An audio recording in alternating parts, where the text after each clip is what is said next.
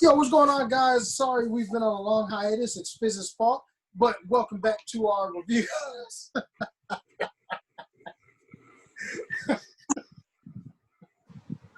Hey, look, we're going to go ahead and review Raw for you guys tonight. We're going to make it a little shorter than usual so you guys can actually enjoy watching this.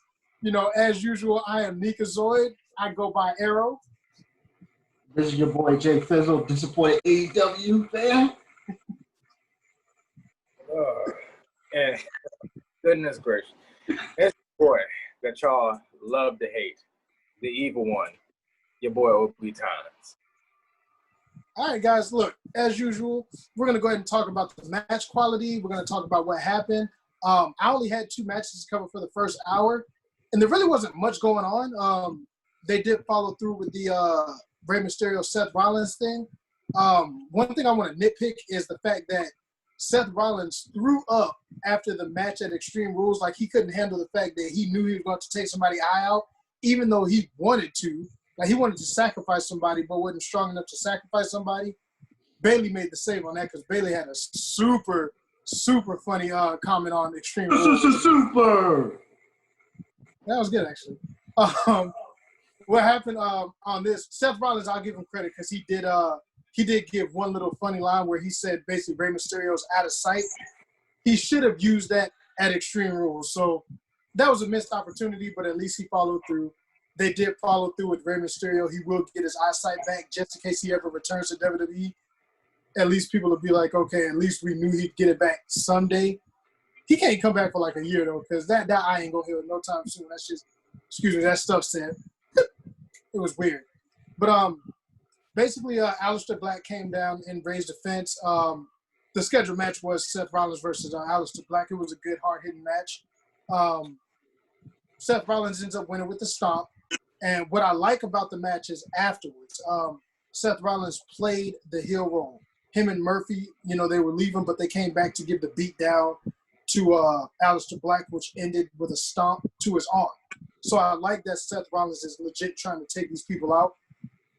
Buddy Murphy got his ass kicked. Like, I don't understand how Buddy Murphy gets treated, or it's not why he gets treated the way he does. He's too good of a talent. He was on the Kickoff show with Kevin Owens.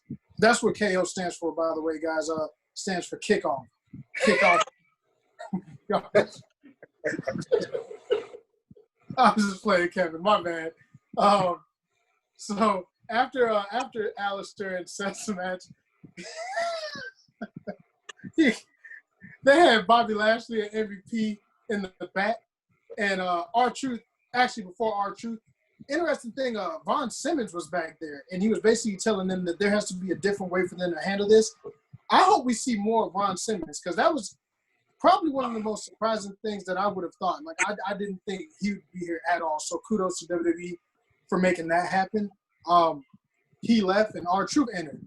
And MVP was like, yo, it'd be nice if we had the 24/7 champion accompany us to the ring. And R-Truth, funny as usual, was like, I ain't trying to go with you guys. I ain't trying to be putting that full Nelson because it actually hurts. And then we had Shelton Benjamin come out of nowhere and jump R-Truth to become the new 24/7 champion. So I don't actually think R-Truth is going to get the championship back as fast. Like, I think they're going to keep that championship with the Hurt Business. We make our way to the ring, and MVP introduces Shelton Benjamin as the executive of the board of the Hurt Business. Bobby Lashley is the CEO. We got to get a championship on Bobby Lashley. Like, Blue, you were right. It is weird that he's been delegated to just the muscle. But if he is going to be the muscle, they all need a championship. Like, that's one of those factions, which continues to be the best thing about Raw to me personally. Like, I know Sasha Banks and Bayley are there, but they're not exclusive to Raw. So the best thing on Raw going is the Hurt Business. And now they've added Shelton Benjamin. Hopefully this gives Shelton Benjamin some much-needed credibility. We now are going to do my final match, which is a 6-man tag. Ricochet and Cedric came out. And, you know, they were talking about how MVP had made a joke, and I actually have it here. He said that, what did he say? He said they got beat, Apollo got beat up by the Hurt Business or whatnot. And instead of being a fighting champion, he stayed home, which is why MVP is crowned himself champion because of forfeit, basically. He says once they beat up Dumb and Dumber, which are Cedric and Ricochet, which they really are. They really are Dumb and Dumber at this point. But that brought them out, and Cedric was basically Ricochet and Cedric were basically saying, "Oh, that joke was funny back in 2000. You know, this was 2006 when he was still relevant," which I thought that was actually a pretty. Oh, we lost Blue, but that was actually pretty good. That was a good jab at MVP. MVP basically said since Apollo Crews couldn't be around, that hey guys, you guys can have any partner you want. Blah blah blah. They brought out a returning Mustafa Ali, which definitely was surprising. Only question I have about that is if he's not the hacker, who is? Like that. I really thought he was going to be the hacker, so I guess not. I was wrong. They put on a nice little 6-man tag team match. It was athletic the entire match, especially because you have Cedric, Ricochet, and Ali. MVP did what he had to. Bobby Lashley, of course, was the muscle. Shelton Benjamin, Mr. 24/7 champion. He is, even at this age, he is still super athletic. So the match itself was good. Ali got the win on MVP with what was it? He did a neck breaker and transitioned to the 450 splash for the win. I missed the 630 that Mustafa did. I think the 630 definitely looked way better. But I guess it was, for safety reasons. I get it. Ali wasn't going to lose his return match. I think it's disappointing that Ali, Cedric, and Ricochet got the win. I really think that they should have continued the dominance of the Hurt Business, especially because they did just add Shelton Benjamin as a new champion. So that kind of sucked, but overall the match was good. I have no complaints about it. And that's hour one. Hour one got two good quality matches, so I don't have too many things to complain about. Like I said, I am going to complain that the Hurt Business lost. It kind of brings them down a tad bit, but this could also set up a future feud between Ali and MVP. So we'll see where it goes from there, guys. We're going to have hour two go over to Fizz. This is hour two. Hour two. Very, very fast, real quick. So Randy Orton did an awesome promo like he normally does. His ability on the mic is awesome.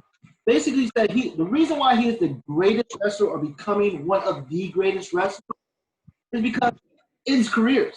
He simply ended it like that. He said, the reason why that I'm so good right now because I ended Edge's career. Nobody doing the Big Show. So phenomenal Randy Orton. That's why you're one of my favorite wrestlers from day one. Kristen kind of did a grade 1 crummy interview, which really didn't say much. She just said that, hey, just wait till Randy, just wait till Edge come back. Simple as that. I didn't like that at all, the way how he did it. But hey, you got to put him up there to show some face to continue against Randy.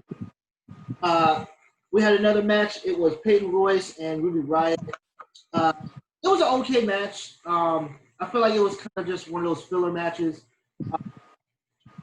Ruby Riott basically did a Riott kick. And at least she probably got a win by herself because Bianca. That's true. That is true. Oh, look, he's back, just like WWE wrestlers. They leave, then they try to come back. So we go on to the next match. That was good.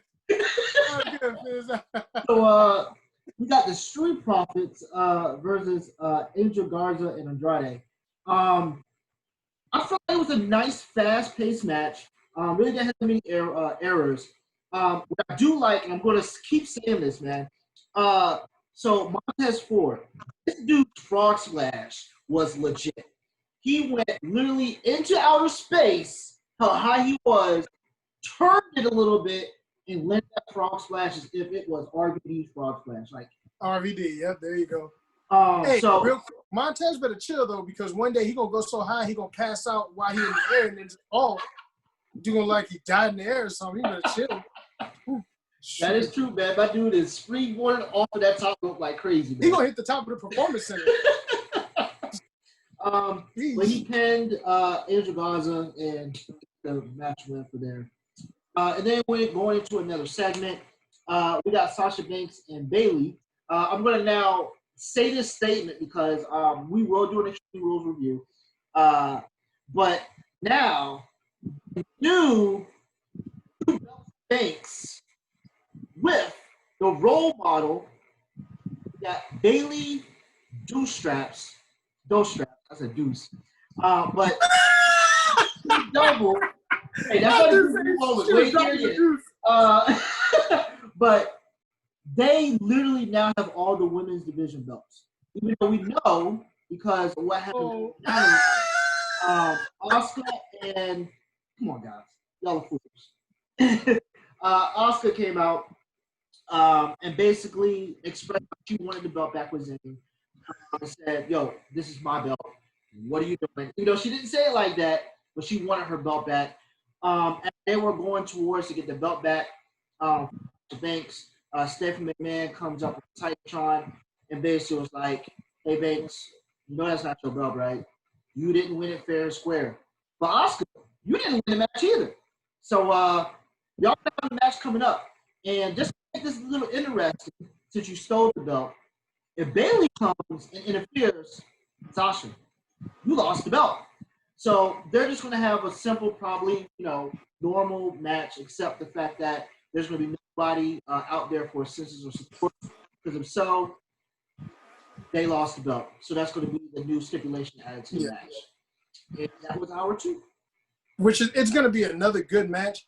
I am a little upset that we're getting this match again for like the 500th time, though. Like, what you're asking them to do is try to figure out a way to make this innovative again. And you know they can, but it's like overexposure can be a bad thing. Even for Asuka. All right, overtime. You ready for hour 3, my friend? Yeah, I'm ready for hour 3 unless my phone blows the hell up again.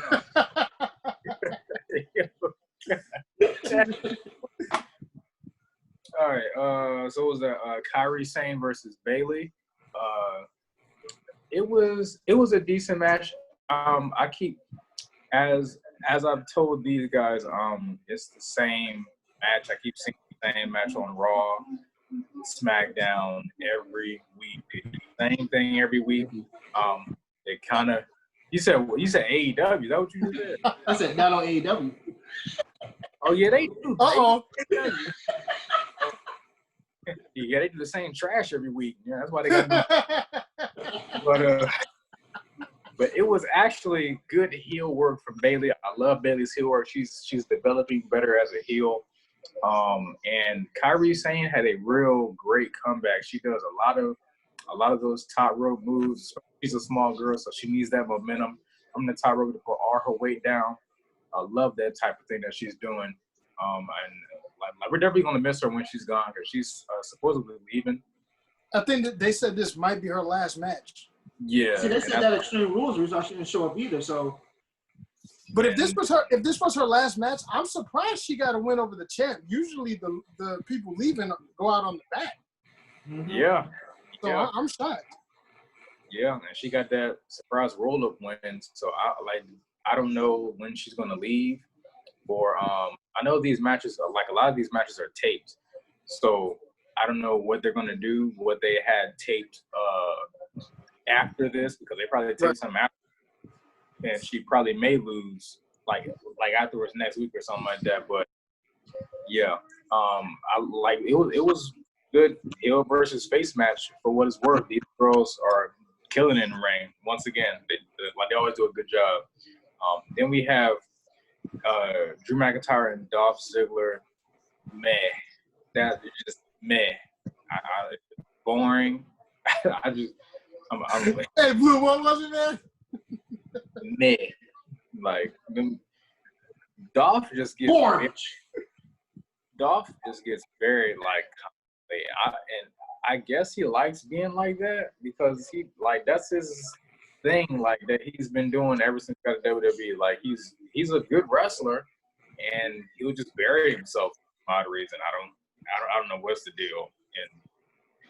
And Drew McIntyre, I love his look as the champion, and he comes across as a heel a lot of times. He's a face, but he comes across as a as a cocky face. Like really, Yeah, really. he kind of comes off as a bully. Yeah, that's not cool. Like I don't when he was talking about beating up Dolph Ziggler at Extreme Rules, he's like, dude, no matter what happens, we know you can't beat me. Like, you ain't good enough. It's like the heel is supposed to enhance the face, not the other way around. Yes, the face doesn't bully the heel. That was really, really weird. Like, so it's like I don't know what they're trying to do there, but they're gonna have to fix that and work that out, because Dolph Ziggler should be beating the crap out of Drew McIntyre. Like, he should hit him with a freaking sledgehammer or something. Like, to make it heal. Like, make something work where Faith has to overcome something. Yeah, Dolph is a smaller guy, but like, if I'm fighting a bigger guy, I'm gonna hit him upside his damn head with something. You best believe. Actually do something that's gonna compensate for the lack of size.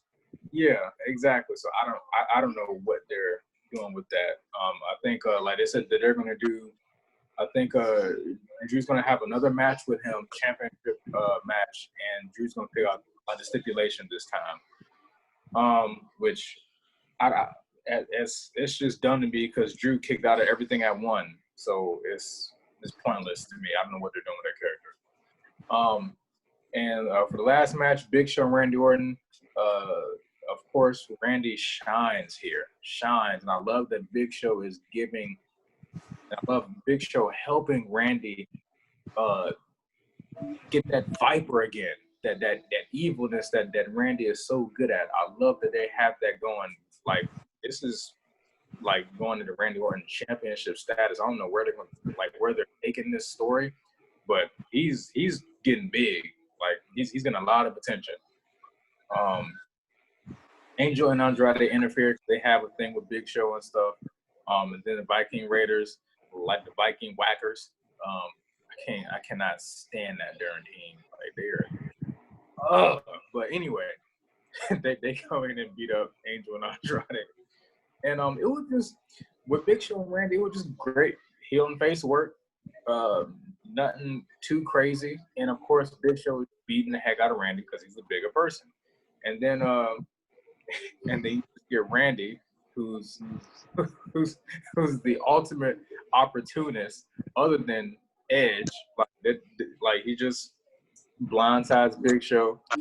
Just, I don't know why Big Show does this move that he's always trying to get on the middle turnbuckle and splash on somebody, and that match just over. It's weird seeing him try to do that because it's like, first off, the match is unsanctioned. Dude, grab weapons, beat up Randy Orton, man. Like, there's no rules. This ain't even a match. Use some little frying pans that you got and knock somebody out, man. Like, yo, Same frying pan to R2 had. He never hits the move. Like, he's hit that move probably on, like, I can count on one hand how many times he's hit that move. And then that's when everything turns around. Randy beats him up with a chair, hits him with that RKO, and just beats him down, basically. It's with another RKO. Hit him with the DDT. And that's it. But then at the end, that's when we get the real, like the real evil Randy, when he kicked the crap out of Big Show, boy. Big Show sold that punt real good, too. I give him credit. He did. And he got Randy all up in here talking trash. Yeah. I loved it. So that was a really good way to end Raw there. Like, you gotta have something big and wanting people like yearning for more for that next show. So it was a great ending. So, speaking on your match before we get into our final conclusion, somebody on Twitter was like, they asked one of the dumbest questions I've ever seen, and they were talking about why is Big Show putting over Randy Orton? And I'm thinking, we watching the same show? I'm like, first off,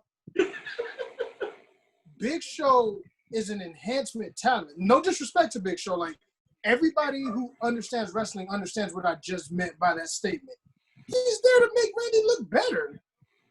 Christian was there to make Randy look better. Edge is the only one not meant to make Randy look better because he's semi-active.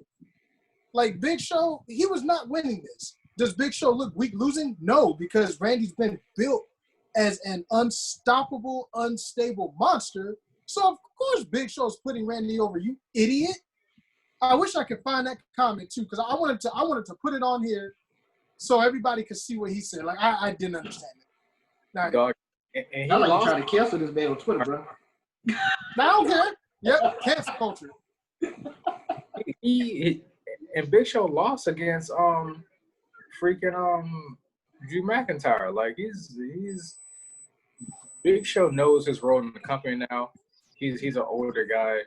He's not gonna be doing a whole bunch of crazy stuff nowadays. Right. And just like he said, he's just gonna be there to enhance the other talent. That's exactly from his mouth.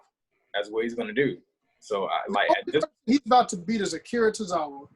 Yeah, at this point, Big Show really doesn't care about winning and stuff in his career. Yeah, this ain't about championships and stuff. Nah. Come on. Yeah. It's about memories. Let's see. I don't know. My match of the night, I'm not going to count Randy and Big Show because it was technically unsanctioned. I'd have to give it to the Hurt Business versus Ricochet, Cedric Alexander, and Ali. That was a really good match throughout. There wasn't a lot of matches to choose from anyways. Man, did y'all talk about how that dude Bobby Lashley sat there and grabbed both people and just sat there for like 5 seconds, just waiting for somebody to come hit him? Yeah, but you know what? At least you know what he should have did? I would have took both of them. What did he do? I would have headbutt both of them and then, made it look realistic, like grab them, knock them out or something, and then Ali comes out to save him. Like, do something. Why was he gyrating like my dude said,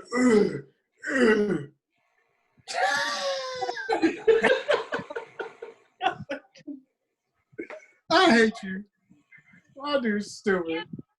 I'm going to give the show a 3.5 just because Randy Orton and the Hurt Business, they definitely made things better. We're going to see what happens with Sasha Banks and Asuka next week, but I'm going to give it a 3.5 because it was a little above average. They did cover, the Rey Mysterio track, so I give them credit for that. And they did, MVP did explain why he crowned himself champ, so they did follow through with some unanswered questions. I'm going to give it a 3.5. Yeah, I think I'm going to give it a 3.5. I didn't really get a chance to see the very ending of Raw, so I didn't get a chance to see one big match. But just listen to Obi Times. I'm going to call that the match of the night, man. It sounded like the chemistry was there. It sounded like the enhancement and the continued view for Randy Orton was there. So I'm going to give that match of the night. Taken very well from what Obi Tom said. I'm going to give it a 3.5 too. The promotion, like the promos today for Raw. The promo for Raw was good. Like, I liked all the promos. All of them made sense. It didn't make, like, okay, this is okay, or anything like that, except for Christian. Christian, I just didn't enjoy that promo, but all the other promos were good. So, I'm definitely 0.5 because it was definitely a little bit above average. So, we'll offer, this Raw's episode. Man, I don't know what promos you were seeing today because that Ricochet and Cedric promo. Hey, that was part of the match. I agree with you. I agree with you on that one because that was, just like Cedric said again, it was garbage. Somebody on Twitter said, man, I hope they join the new nation. I'm like, they need to join a public speaking class, man. They don't need no nation. They need nation of public speaking because they sound like they were just reading. It sounded like they was in middle school reading a Scholastic book. That's how they were reading. Because they were reading just like Rey Mysterio. Yeah, they be speaking like Joe be dropping deuces. Hey man, we're talking about deuces, man. Come on, my dude said very douche. Come on, douche. Deuce, go. Oh boy, douche. But I'm gonna have to give Kyrie Sane and Bailey the match at night. I really like that match. That was beast because it was just a classic heel and face, and then when you see Bailey starting to emerge, getting better and better and better as a heel. I just love that growth of hers. And I can't wait to see what they do with Shayna Baszler. I don't know what they're going to do with her. And I hope she doesn't face Sasha Banks. I hope she faces Bayley somehow. Because Sasha just got that darn thing. And I know they're like they're building towards that kind of angle with Sasha and stuff now, but I really do hope that Sasha keeps that title because those two girls are killing it right now. They're like holding and carrying the women's division on their back. So I got to give that the match of the night. I'll probably give this show a 3.6 because it was above average. 3.6, 3.8, around there. Yeah, and they did explain Extreme Rules very, very well. Dude, the people in the crowd are hilarious, bruh. That sent me because that dude, what's his name? Seth Rollins said Rey Mysterio, and somebody crowd can't see. I was like, oh my goodness. Like I said, we'll do a review on Extreme Rules because what Bailey said about how Rey Mysterio go see double vision because of these two belts, that was hilarious too. But yeah, that's it, man. Hey guys, all right. So real quick, just a little plug in for Raw. Look at this, R-Truth, man. Look. I actually do agree with you there. I thought it was pretty good. The fried fish they had was pretty good. I may add. You probably didn't put no tartar sauce on it. He made Shayna Baszler a great character, boy. R-Truth, dude, R-Truth, that's the only dude that can make Shayna and Brock Lesnar great character on the rim. So R-Truth, dude. My dude said, "Oh, the fried fish was good in my opinion." You brought. Yo, what? I just wanted to shout that out because R-Truth is a genius, man. So black, man. Guys, he's so good. Guys, comment down, let us know what your match of the night was, what you thought of the show, what you think of R-Truth. I love R-Truth. He always likes my stuff on Twitter. Hopefully one day he'll follow me. But I'm your boy Nika Zoid. This is your boy Jay Fizzle, disappointed AEW fan. And this is your boy, the Fried Fish King, Obi Tynes. Yo, take it easy, guys. Deuce.